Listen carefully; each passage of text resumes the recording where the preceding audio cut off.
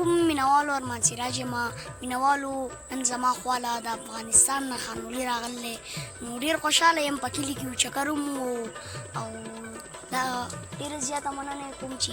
دومره لرې نه زموږ خواله راغی او تاسو ټولو ته د اختر ډېره ډېره مبارکي وایم.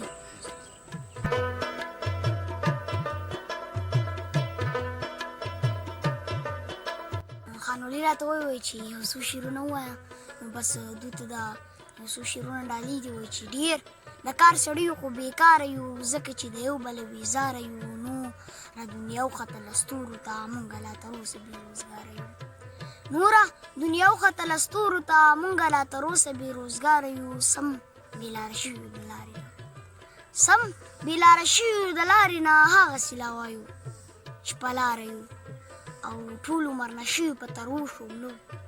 ټول عمر نشي په ترو شوملو څوک وایي بې کیپه بې خماره یو او بل څه کوو هغه چارې نه کوو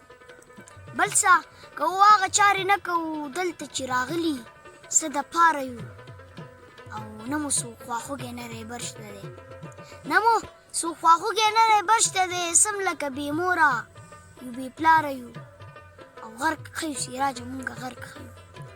غرق ښیو سراجه مونږه غرق ښیو داسې چې په یو بل اعتبار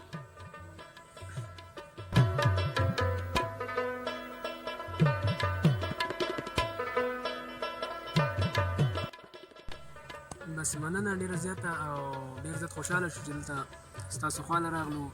او چکر مکر هم ولګو